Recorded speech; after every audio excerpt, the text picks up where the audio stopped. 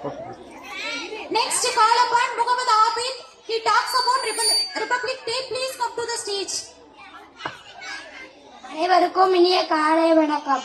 பெற்றெடுத்த தாய்க்கும் தத்தெடுத்த தமிழுக்கும் என் முத்தான முதற்கண் வணக்கத்தை தெரிவித்துக் கொள்கிறேன். என் பெயர் முகமது ஆபித். நான் 5ஆம் வகுப்பு படிக்கிறேன். அனைவருக்கும் இனிய குடியரசு தின வாழ்த்துக்கள். நாம் இன்று 76வது குடியரசு தினத்தை கொண்டாடுகிறோம். இந்தியாவில் அரசியலமைப்பு சட்டம் இயற்றப்பட்டு அமலுக்கு வந்த குடியரசு நாளாக அறிவிக்கப்பட்ட தினத்தை தான் நாம் குடியரசு தினமாக கொண்டாடுகிறோம்.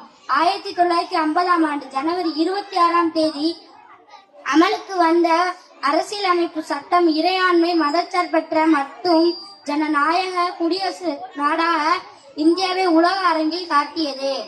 குடியரசு என்பதுதான் பொருள். மக்களாட்சி, மக்களால் தேர்ந்தெடுக்கப்பட்ட ஆட்சி முறையை இது குறிக்கும். இந்திய அரசியல் அமைப்பு சட்டம் நமக்கான நீதி, சமத்துவம், உரிமை ஆகியவற்றை வழங்குகிறது. சாதி, மதம், இனம், மொழி என பல வேறுபாடுகள் இருந்தாலும் நாம் அனைவரும் இந்தியர் என்பதில் பெருமை கொள்வோம். அடிமைப்பட்டு போன தாய் நாட்டை தன் இன்னுயிரை துச்சம் என எண்ணி சுதந்திரம் பெற்று தந்த தியாகிகளையும் வீரர்களையும் நினைவு கூறுவோம், போற்றுவோம் என கூறி என் உரையை நிறைவு செய்கிறேன். நன்றி, வணக்கம்.